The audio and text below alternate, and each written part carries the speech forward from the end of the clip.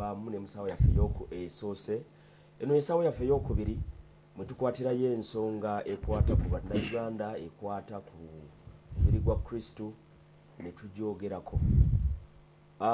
Olwaira ebigenda mu maaso mu nsi Pastor Kabaale wano atiroga nti mu biro eby'enkomerero ngera Bayibuli bwegamba ogenda kuwulira entalo olituuka mu biro ebyo n'ettutumu ly'entalo.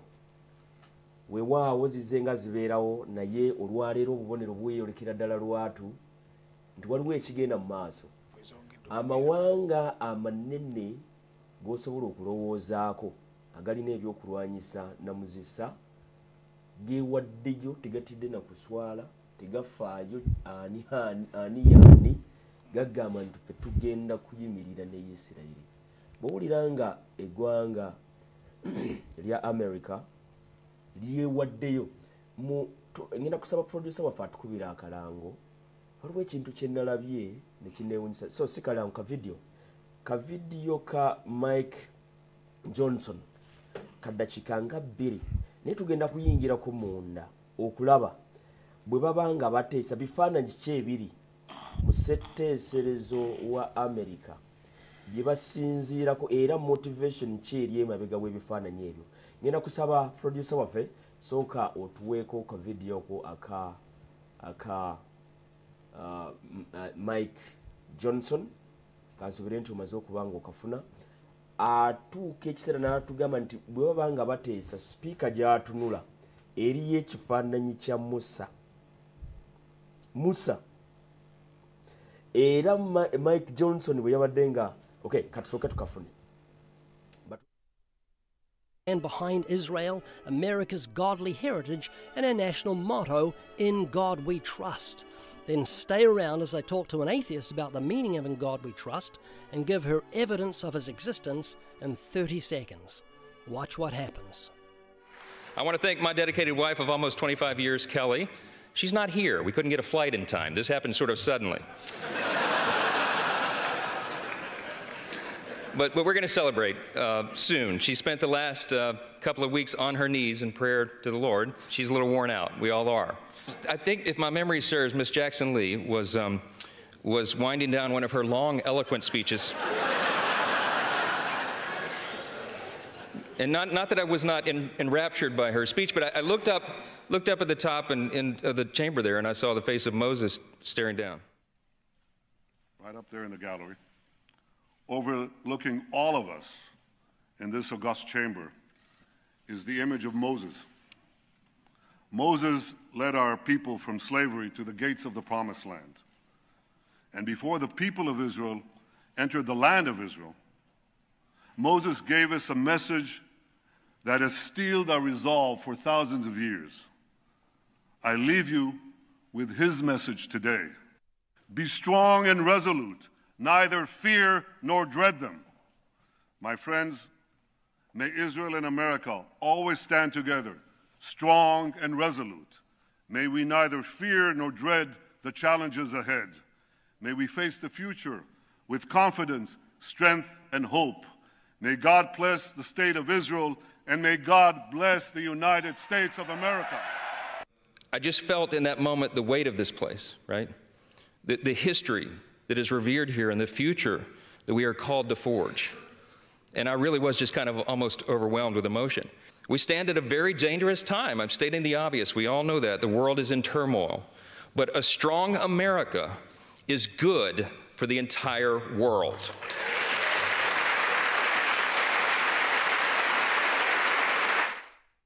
Bw'otunuulira ssetteeserezo wa America bakulaga bulungi nti kansabe batugireko emizindalo gino bakulaga bulungi nti balina enkolagana egenda ewala ne Isirayiri. Wandeebuuzizza ekifaananyi kya Musa okukiteeka mu ssetteeserezo nga bw'oba owa adresi yonna okitunulako ng'akabonero akakujjukiza nti wano wooli oteekeddwa okuwagira Isirayiri, oteekeddwa okukkiririza omusajja oyo nti Katonda ayogera naye n'ensalo ziri ze mutusomedde okuva ku mugga Fulaati okugenda simanyi okutuuka ku Lebanoni nga it's a reminder kati n'alyoka avaayo n'agamba nti we must unite, we must defend Israel. Canada yavuddeyo Saba Minister naga nti we have all reasons, but I'll give 5 why every nation under the sun should support Israel. Naye Arab League naye eri mu kwekolamu omulimu Pastor Kabale.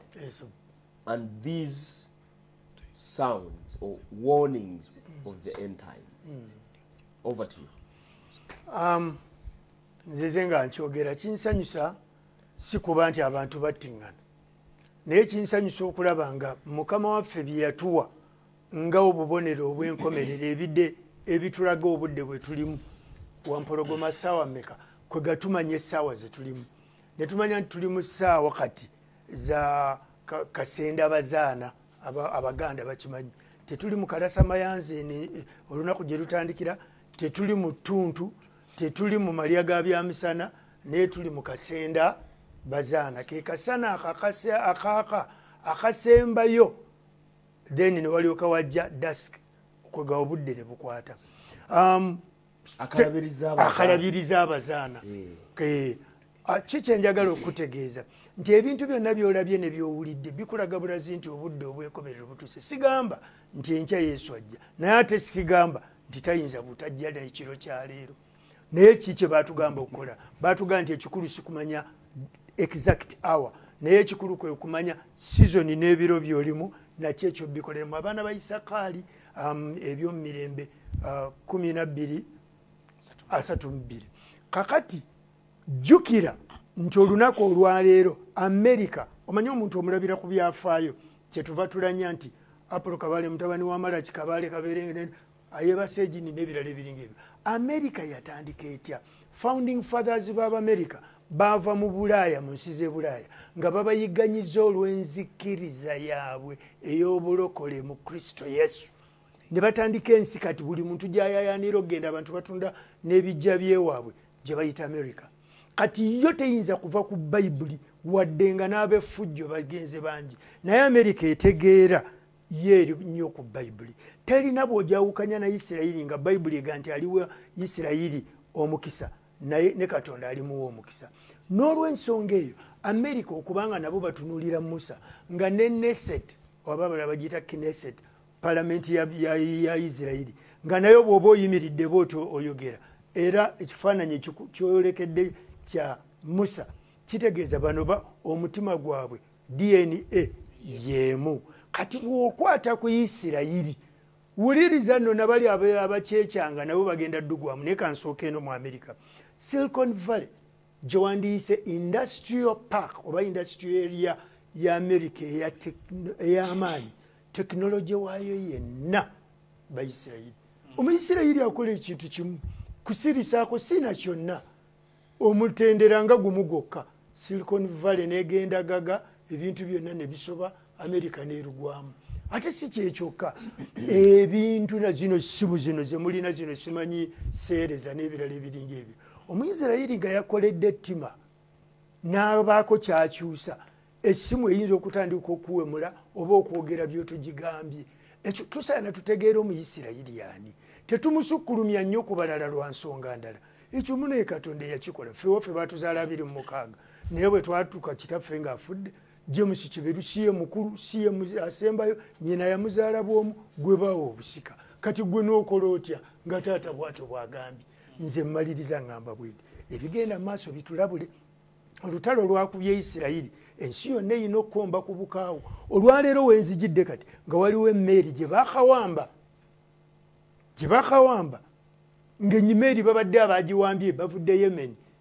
Tumanya aba Hamas, tumanya aba Hezbollah, naye waliwo oba giyita something nja kugifuna ekibiina ky'obuyekera kiwambye emmeeri, nga kimanyi kiwambye emmeeri ya Isirayiri, nga kimanyi n'abagivuga babadde Bayisirayiri. Ekikusesa emmeeri teriiko wadde Netanyahu alangiridde, tekuli wadde Omuyisirayiri passenger, tekuliiko wadde ku kuru Omuyisirayiri, era n'emmeeri yennyini si ya Isirayiri. Naye olw'okubanga ebaddeko eringa fulaga ng'eriko bbulu ne light bbulu ne white, kati mu bukaawu bwabwe in their hatred bazibye amaaso, kubanga balayidde ne baga nti bagenda kukuba buli mmeeri yonna ey'Ekiyisirayiri oba eseeyeeyeza under the flagship of Israel. Kati olaba ensi endala bwe bagenda ozikubira emmeeri ziyingire mu lutalo ng'ekyali Amerika bwe bagisika neyingira mu ssematalo okubiri.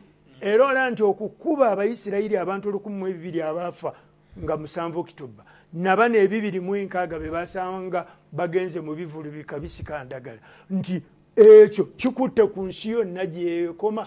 Irani maliriza nayo yayogedde negaana ewe bituuse. Ayatola yasooka n'agaana nti mwaba Hamasi mugenda mutya okulumba Isirayiri nga temwatugambye. Alimba banne omunne yazzeemu n'ayogera abamuddirira wano wansi ne bagamba nti ate Isirayiri tulina ogijja ku maaso g'ensi yonna. Nejjukira kano ke mba nsimbyayo ne Netanyahu bwe yabadde ayogera ng'alina abakabineti ng'ayogera bwe kiri ekikyamu kyekye omu ku baminisita ba Isirayiri gwe sijja kwogera n'avaayo n'agamba era temulowooza nti Gaza bwe munatta mu kutta abantu baffe nga tubalemereddwa tujja bakuba bbomu namuzisa.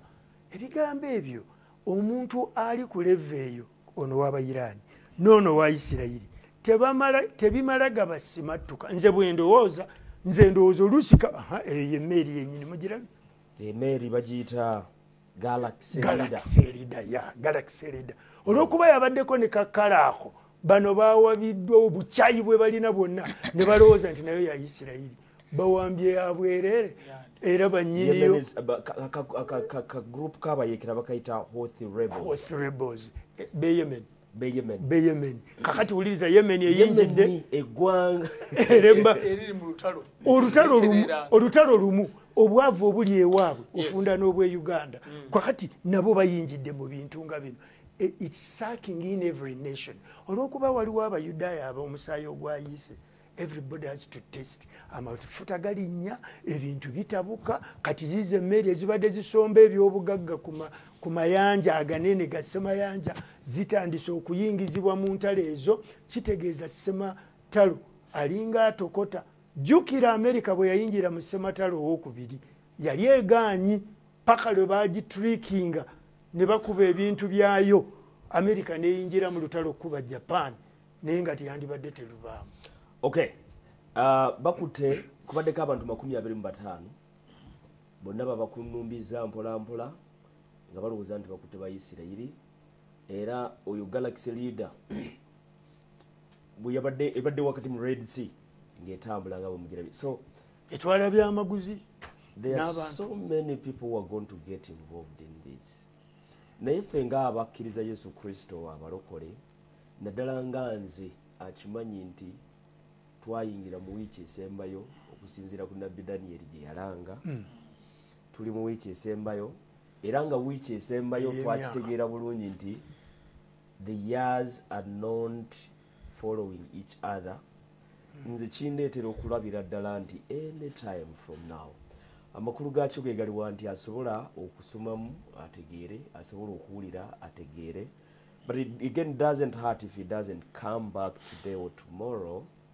If you organized your house, if you set your house clean. Eyo tuvuddeyo tugenze ku UCC sigenda kukkiriza twogere ku kintu kirala. Tugenze UCC Kasubi. Wabaddewo president set a good example set an indigenous church locally brewed church wane Kasubi omugenzi kati Pastor Senfuma basetinze a very good precedent.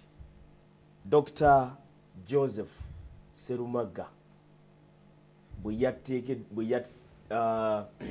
yateekeddwako emikono n'ayanjulwa eri omubiri gwa Kristo, eri obukulembeze bwa UCC, eri ekibiina kya UCC n'eri global community okubategeeza nti it is possible to transition from one generation to another generation in unity, in harmony and with development. Kirungi bwe tutunuulira mu video egenda maaso tulaba abakulembeze ab'enjawulo, tulaba Bishop David Kiganda, tulaba Bishop Byondo noze utandikira okunyonyola abantu bano one by one, and you also paint for us a picture. What does this communicate to the rest of the indigenous churches in Uganda? Ekisooka njala kusooka kuyozayoza Dr. Joseph Sserumagga Lubwama okuba nti yakkiriza okuyitibwa omusajja gwe bayita Renard Bonke omugenzi yakola statement lwe yajja mu Uganda okwanjula spiritual sunway gwe bayita Kolenda. Yagamba nti Katonda ayita naye ffe ng'abakulembeze ffe twanjula oyo gwayise nga we ordain, he calls and we ordain those that he has called for ministry. Nga kyagezaako gamba nti byonna nga bikolebwa gwe basobola okuba nga bakuyise naye gye bakuyita teri amanyi. Oyo omuntu ali naawe akukulembera Katonda gw'alina okukozesa okukwanjula eri ensi nti wayitibwa Katonda. Bw'otandika okwekubira endulu nga gwe weeyanjula kitegeeza olina ekimiisinga era ojja kulinnya ensozi gy'otojja kusobola kukola ki kulinnya. Naye singa oyanjulwa ka Dr. Sserumagga, a few people outside UCC abadde bamumanyi nga teri amumanyi, naye mukama we gwe yali akola naye era yagambye nti emyaka gy'abaze 29 gy'abaze mu UCC 3 okay, gy'amaze 3 mu UCC ye abadde aweereza omulabirizi Ssenfuma faithfully ye ng'aweereza ani Ssenfuma. Ffe tulina abantu bangi nnyo betumanyi ku UCC baleekaana nnyo betumanyi oba nkozesa kigambo kikyamu ekyokuleekaana. Okay, their voices are louder. balabika nnyo Oba otegedde nga balabika nnyo naye nabo kennyini ne bakkiriza ne bagamba nti oli omukulu nga bw'agenze ono asaanidde atukulembere.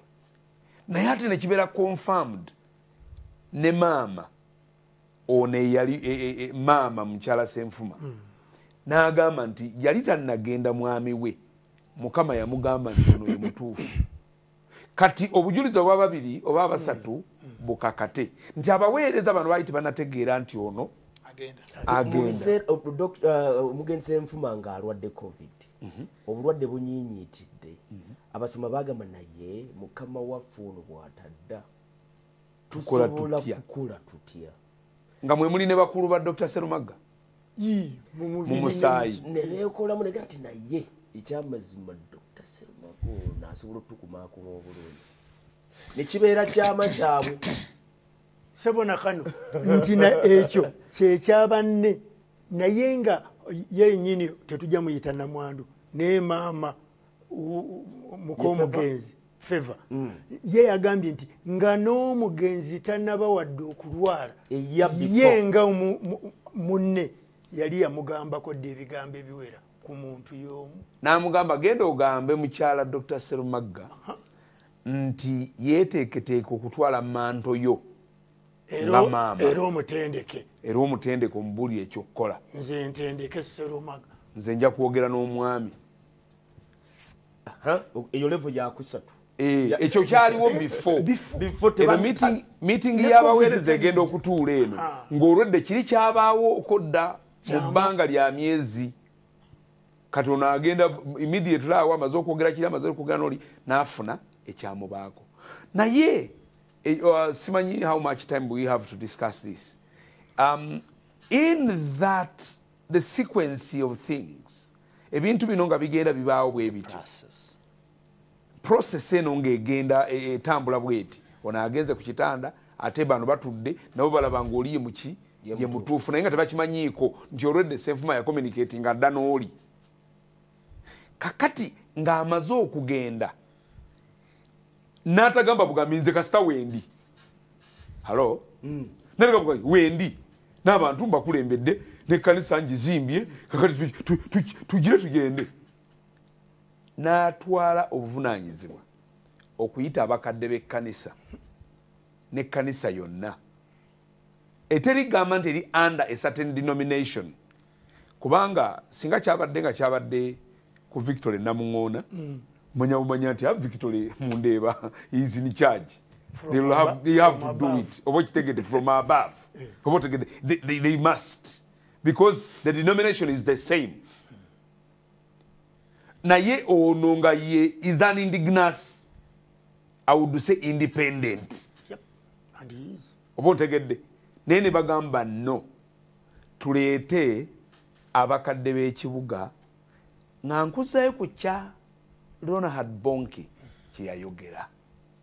However powerful you are, however educated you are, however anointed you are, when we are to bring sanity in the church, there must be order. When there is sanity in the church, want to communicate. Obuntu bulamu n'obwesimbu obwaddala bikolebwa mu order. Eyo order yegenda okutereeza kye bayita ekkanisa. Neaza Bishop Herbert. Reverend Summers. But founders of indigenous churches in Uganda. Bwe bafa. Olukuŋŋaana oluddako lubeera lwa kulaba kutaawuluza ntalo ennene ezimu ziri famire endala ziri pastoral endala zibeera za kulaba engeri ekkanisa wano gyebeera relocated yegende efunike ekibanja ewalala ettaka famire eryeddize oba as in a lot of things. This time around we went for consecration and dedication of a more beautiful, glamorous church. Historical. What do you think is the reason behind this kind of transition? Kiki ekisobozesezza kino okufaanana bwe kityo? Naye nja kwogera nga Bishop bw'ayogedde okusooka okwebaza Katonda ku mukolo nabaddeyo nagulabye ate Dr. Serumaga muto wange okulaba yatujirira waliwo famire nzibu mu Amerika gye bali kati ekirala ekyansanyusiza ekyo kyabaddewo okuba nti kiri mu kkanisa etandikidde wano bulijjo ebintu bino byetaagako okumanya okwenjawulo n'okulungamya oluusi kyetatera nnyo kutambula nakyo okubeera ne ba mentors oba menta yeyandibadde abakuza mu Luganda okubeera nga wabeerawo okumanya kubanga omuntu yenna kasitojja mu bukulembeze lwozze otandikira era okukola ku kufulumaako. Your exit from day one, you start working out your exit. Era ekyo bwe kikyabeera mu bwongo obwo nti ojja kugenda ensobi nnyo ziba zikolebwa. Tufa, tukaddiwa, tuli bantu. Era assignment Katonda gy'akuwa tolowooza nti Katonda assignment gy'akuwadde byonna gw'ogenda okubikola. Gw'okolamu paatiyo era paatiyo bw'ogimala ng'egenda. Dr. Serumaga yagambye nti bwe baali mu kusaba omulundi ogumu n'agenda n'amusabira era ebigambo bye yayogera teyaddamu kulabika mu public okuva olwo ng'olwamaze assignment yeewedde omugenzi Ssenfuma kati assignment ye ebewedde kambabuulire assignment zaffe ziriko ekkomo lyazo era ekyo bwe kikyabeeramu mu bwongo okumanya nti ogenda kati olaba nti there's a pool waliwo abantu abaali beetolodde Musumba Ssenfuma aba disciplingibwa nga si Dr. Serumaga yekka abalala bavuddewo ne bagenda ne batandika amakanisa kwe kubeerawo mu kudisciplinga abantu abakulembeze mu kanisa oba abaweereza mu kanisa kati ebirabo ebyo ne bitandika okuvaayo kati omukulembeze ono atandika okugaidinga oba okulungamya ebirabo ebyo kati kyetwalabye jjo nti obukulembeze kyetuteekwa obuteerabira nti tuvaawo tufa kyekiri kye nakugambye the biblical doctrine of death and dying kati fe ebyo byonna mu ebiri okufa kati kugenda ne kutujjira ne kibeeranga kikanga bweba ekintu ekyavudde kyaoba kyavuddewa naye okufa kuli okufa kuli rio naye okufa kati okufa kuno okwogerwako wali mu kuziika naye si musamoni mu kanisa abantu bategeeza nti mugenda kufa era kyovudde olaba mu Bulaaya waliwo tombs kyeki ebijja bingi ku kanisa nze lumu nabuuzaako mukulu wange ekkanisa gye yali asumba ne mugamba ekkanisa nga ntono naye amalaalo mangi nnyo wano lwaki gegasingawo obungi kati nenemuza kati naye musobola mu America ani oyo mukulu wange gwenzirako kakati kakati ato kyemwalabyeko kitono gye tuli bangi nnyo kakati naŋŋamba nti nedda luli baalaganga abantu baziikibwanga wano abantu bategeere nti okufa gyekuli era kitundu kimu ku bulamu kati ekyo kyetwalabye kitundu kimu buli musumba yenna w'oli Katonda atuyita okukulembera abantu be abafa naawe ofa osumba abafa n'obaziika naawe olimu bakuziika kakati kyovudde olaba nti kati ekyo ekintu kyetwalabye kirungi nnyo kyawadde ekyokulabirako kirungi nnyo ti okufa gyekuli ate n'obuweereza busigala nga butambula nga bugenda mu maaso si gwe ogenda okumalayo byonna gweokolako bukozi paatiyo era assignment yo nga Musa bwe bamugamba nti okoma wano kankubuulire wabeerawo okukomaawo eyo Samoni gibuulire ey'okukomaawo komaawo wano bwolina okukoma abalala bagende mu maaso Samoni ezo muzibuulire neyanze nga ngende wa Bishop Dixon manyi wempitaawo ku nkya nga ntwala muwala wange ku ssomero naye nabadde nga mpitawo kondoze munaladde ennaku lwakusatu nensinganawo service ng'egenda mu maaso nali nga mpitawo bwe nali nga nkyali ku university nga mpitawo ne kati mpitawo nga ntwala muwala wange ku ssomero nenga nti naye omugenzi Senfuma n'amala okumawo ku budde buno sinnamanya no biri mabega kubanga nze ndaba kachacha akatono aka bulijjo. I was still impressed nga ndaba nti services were continuing to take place kubanga naye tutawo kuncha nnyo sanga 12 11 kitundu miguli yangu gigule kuwulira basaba nga ate neruli bwe kyali nti singa akomawo I think abeera impressed.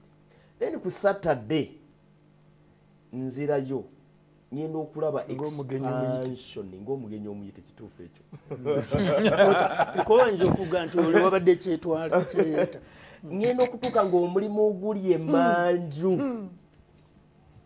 naye nga singa ddala omutume Senfuma Katonda omuwa chance n'akomawo asobola gamba aga nti nakoleza oluyira kanzireyo awulira emirembe okudda waliwo olwaleero omuntu nga yafa nga yaleka ekkanisa nga bwakomawo kati gwolowooza aliyo talaba alaba wangi alabira ddala nnyo kyogamba oliyo abaliyo nga ate balina mukuba mulanga aga nti banaye wenaleka ekkanisa waliwo akeedi akeedi sikale eyinza okuba essabo oba loogi. Bishop Dixon, what did you see? I know you were there. Yes. What did you see? What did you go out in the desert to see? Okay, you get a Luzongo, get a Uganda new. Marinos of who did you see? What did you see? Well, I mean what? I mean what? Yes. I want the question of what, not who. Navigation to achieve beautiful. Something that you would wish for every authentic ministry. Authentic. Okuyitamu n'okulabika nga kiriwo kityo. Ekigambo ky'okozesa precedent kibadde very, very important. nti I just wish everybody was able to see this. Kubanga twogera ebigambo bingi. Sefuma tebamuyitako Uzia. Uzia bwe yafa. Eriyo abayitibwa ba Uzia. Kakati that humility. By the way, newunyiza abaweereza bonna bennalabyeyo. Kubanga abamu bamanyi. In fact, abamu ndaba disciplinga nako. Naye newunyiza Dr. Serumaga yansangako ebusiya juzi. Naye ngaali musajja mukakamu awa attention buli muntu. Era namwe nti bwenakula ebusiya mbadde sijjukira bulungi nti egwe naye gwe. Naye nalabye abantu abatali bapike nga buli muntu awulira emirembe mu bukulembeze bwa Dr. Serumaga. Buli muntu ng'awulira bulungi. Walabye nga Katonda wali mu kintu ekyo. Eri ebintu bingi ebigenda maaso oba obuweereza bungi obugenda maaso. Naye nga Katonda olabawo mutono noonya munoonye nga bintu by'abantu.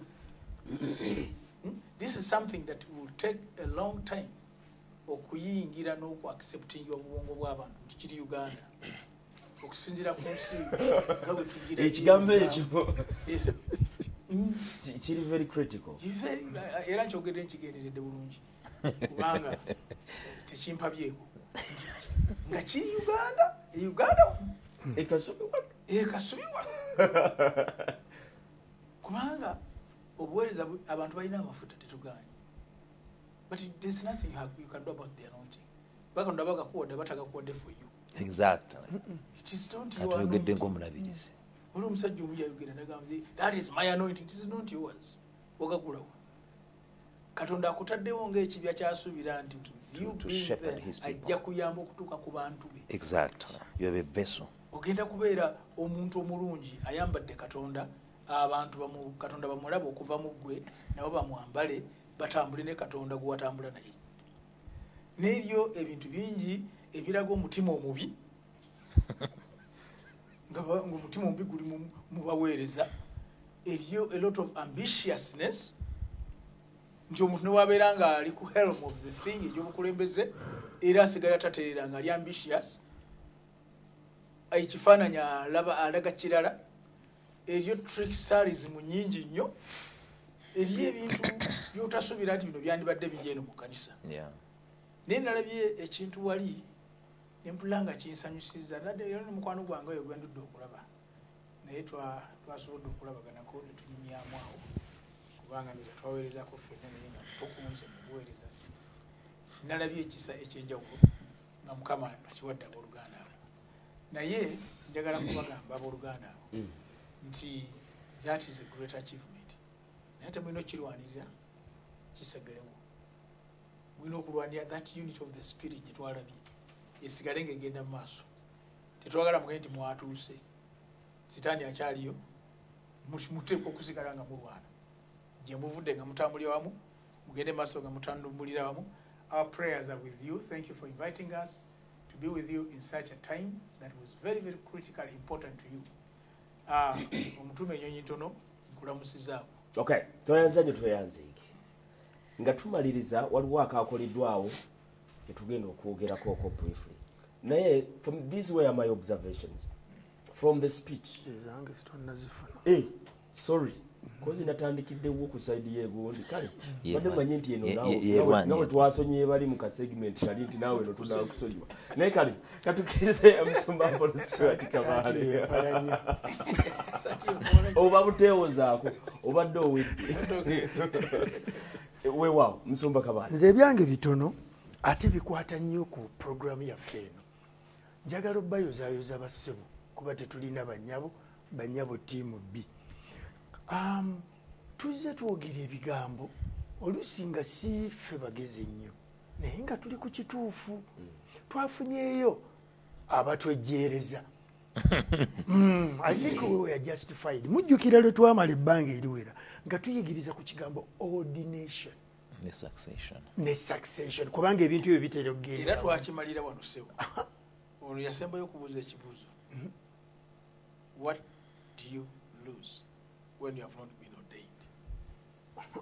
Answer yali iti, you lose everything. Kubanga kibi nnyo kubanga byonna bikoze ne bifa. Nasanyuse nendaba Senfuma ng'ali mu ggulu mu nsi ey'omwoyo ng'asanyuka okufa bwe baba nga bakyagaba cepe nga bamwongedde naye ng'ebibaddewo nga bibadde birungi okusinga tubeere b'amazima mu kulaba okw'okungulu okusinga ebyaliwo ku ye okusinga kyandibadde kisuubirwa naye ng'ekyo tekyewuunyisa Katonda bw'aba yakutuma kusima musingi nga Pawulo ebibyo tebirabika kuba omusingi guba underground naye byonna ebiyimirira biba biyimiridde ku musingi nze amanyisa Senfuma n'obuyigirize bwe kyeyali ne kyeyafuuka ne kyeyayitamu nebaziza Katonda nti abooluganda nze kino nkigamba mmwe ate mugende mu maaso tugire ebintu nga bwe tubyogera ebyamazima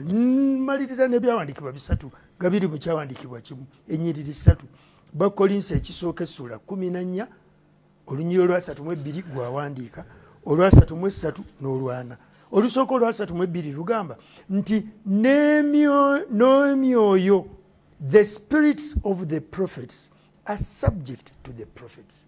Ne bw'obanga Katonda akutaddeko ekirabo eky'amaanyi omwoyo ow'obuntu alina okusigala nga alina ekibala kiri kye bayita kwefuga.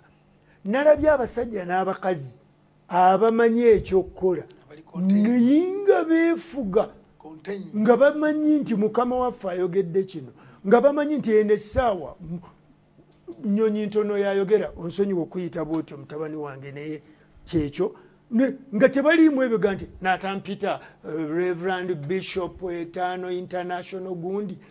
Ekyokubiri nendaba ekigambo ekirala for God is not the author of confusion but of peace as in all the churches of the saints. Bwebanga ekkanisa erina obukulembeze obuli sober headed ng'obwo then nabana abakkiriza be bakulembera tekyewuunyisa okubanga nabo babadde bakakamu. Ekisembayo let all things be done decently and in order. Nti ebintu byonna kabikolebwenga mu bulungamu era mu mitendera gyabyo. Mwebale nnyo UCC mwatulazeeko nti kisoboka e Uganda. Kisoboka e Uganda. Ebyokwogera tulina bingi nnyo. Bishop Robert Byondo Saalongo yakiikiridde Dr. Joseph Serwadda ku mukolo ogwo era mumulabye bulungi wali ng'ayimiriddewo ku lwa presiding apostle Dr. Joseph Serwadda. Yatudde naffe yatubadde wala ng'obugwanjuba bwe buli ewala n'obuvanjuba bwetutyo bwe twabadde n'ennyambala yabadde. Okay. Ebintu bisatu byenjagala okukoonako nga tugenda okwogera ku ekyabadde e Busoga mbaga ya kyabazinga era noze Bishop Robert yalina okyogera asooka abatuyole Busoga abandi mwena muli baganda beerere Busoga denkazenka wano ebigambo biringa bisatu. Ekisooka bagambye bwe bati we have a functional top leadership council.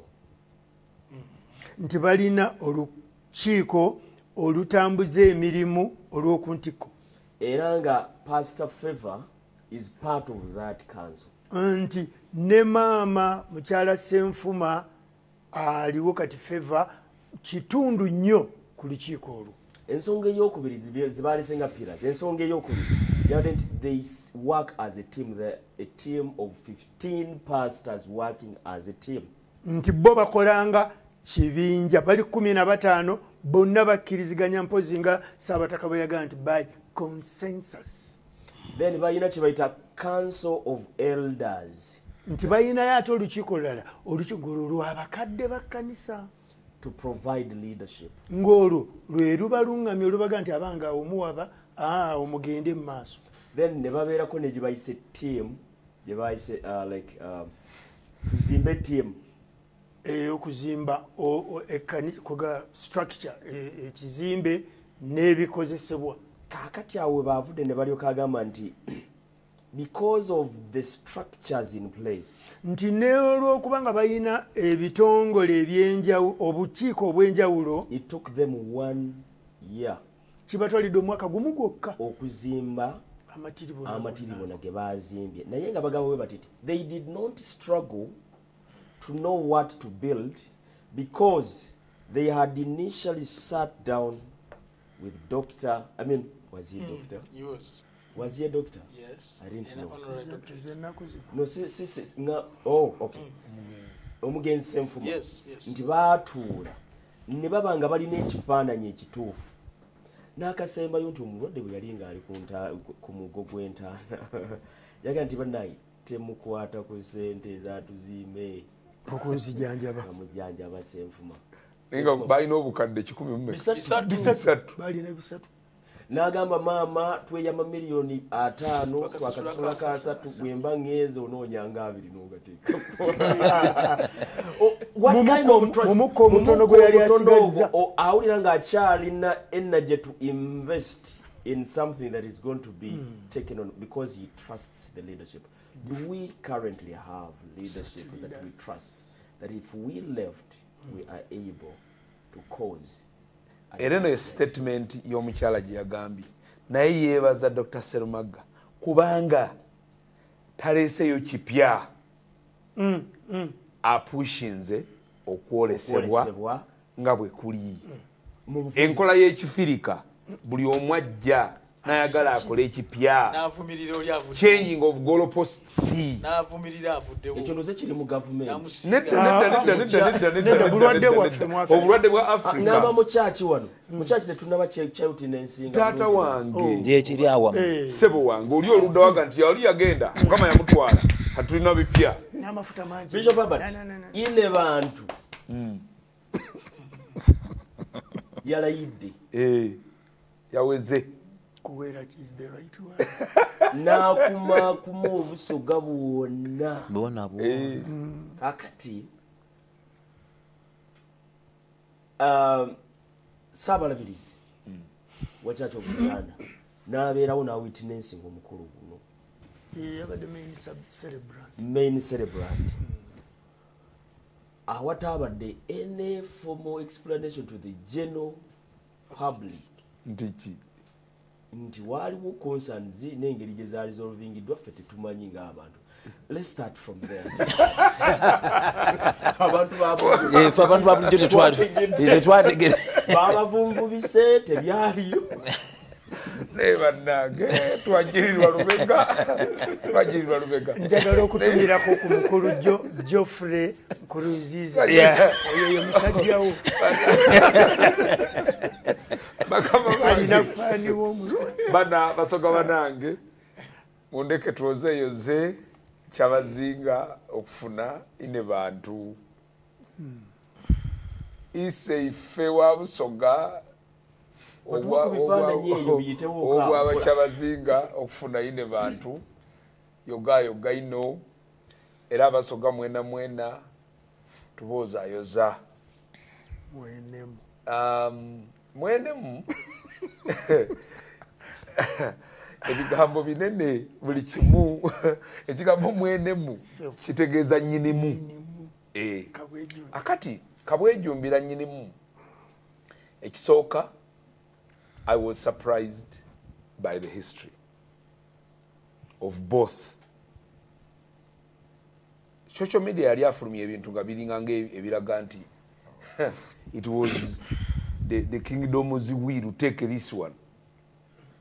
Na yeye ine bantu yagambye nti ayina engeri gye yamusisinkanamu kyoza utovu kavuyo nga ayina ebimutawanya obwongo nebeera yabamuga nti naye omusajja oyo ayina amagezi ayinza okuwa ku magezi genda yolabe namuwa amagezi lage gafuddemu kye twafunye but that one tabangoli yagenda yava Ethiopia anti nono alimu olusayo olubiito akati obuuziza ekibuuzo kiri nti bavuvubya abantu mu mateeka bwe twali wano wiiki ewedde nze nabagamba nti ekintu kino gye kiggweera mu kaseera kano akatono oli alaga bulazi nti yadde ayagala kuleeta kavuyo. When we talk about a public figure nga ise bantu public figure for some of us tetwali bamaanyi naye newankubadde tetwali bamaanyi embaga zaffe zaaliko obugombe. Nze nzijjukira abawala be twali nabo ku kyaki bakola ring gye sigenda kwerabira. Ate no bali ku TV kwebali era tebasobola kugira tebasobola kuneegaana naye ekirungi nti bonna bafumbirwa. Tula mu kamera obagambe. Akati ne bakola ring ne banneetooloola ne bambuuza waliwo yali abaduumira ne banneetooloola ne bansalako bakuyita kusalako nali nyimiridde mu compound tugenza okwebaza mu saavisi yaffe yasookera ddala ntutta omugole tugende twebaze wiiki eyaddako ne bansalako ne banneetooloola baali abawala nga 8 omu nga bwe yeetooloola bw'ati n'omulala ne yeetooloola n'omulala ne yeetooloola n'omulala ne yeetooloola ne bagamba weetooloole naawe twetegereze bulungi nga bwe bakola buno omanyi engeri gyokola gundi eno rolling eyo oli omulabe okuva waggulu okutuuka wansi emabega ne maaso mu mbiriizi eruyi n'eruyi ne bambuuza ekibuuzo sebo okugenda okunoonya okunonooza onoonye omukyala eyo gye wagenza okumujja bamuyita mukyala oba omuwala anti ono omukwano gwe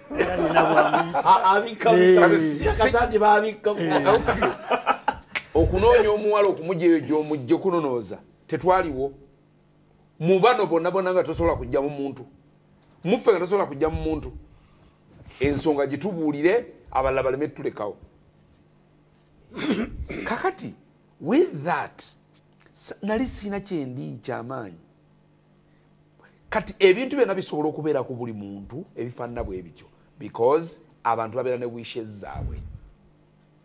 So nze njala kubayozaayoza nti basobodde first of all kuyozaayoza Saabalabirizi nti ekintu yakihandolinze n'akiggusa oba ontegedde. Kakati bwaba nga waliwo ebiriyo ebituufu ebyo kati bya kooti tunaabawulira. There's a Bishop Wabudde, Bishop Dixon. Yes, sir. Don't they owe us an explanation?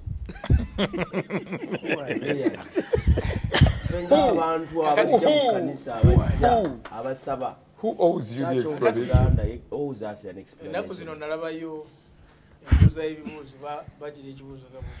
they owe us an explanation? Write this and put a full stop. They owe right, not a half stop, right, but a full stop. A question mark. I would think they owe us an explanation, and in a good spirit. In a good spirit. Yeah, kubanga feba bantu baabwe. Nabo bantu bafe. Kakati bayinza wetu kutuleka omukizikiza. Why do they leave us guessing? Neyanziza kimala. Toyongerako. Oyina answers ozo oyagala ensonga yi. Kati mpozi nga Bishop bwagambye nti they owe an explanation. Oluusi abakulembeze awo bakoma omukolo gwawedde mukama abakuume. Gwawedde. Naawe omaze okwogera. Waliwo byotugenda kutegeera. Omulungi atulaba ku DreamTV nawe ali ku Impact FM. Nsabye kola comment esemba your remark esemba. On this nze kati njogeranga Munnayuganda kubanga ku byenzikiriza siwanzikiriza yange. Kati njogera nga ndi Munnayuganda nti mwenemu yise bantu yoga baba bwe bagamba yoga kanko neme kwongera lusoga nyinza okubitabula kasita wafunye abalala kati nabo banone kuvu tutambule tugende mu maaso.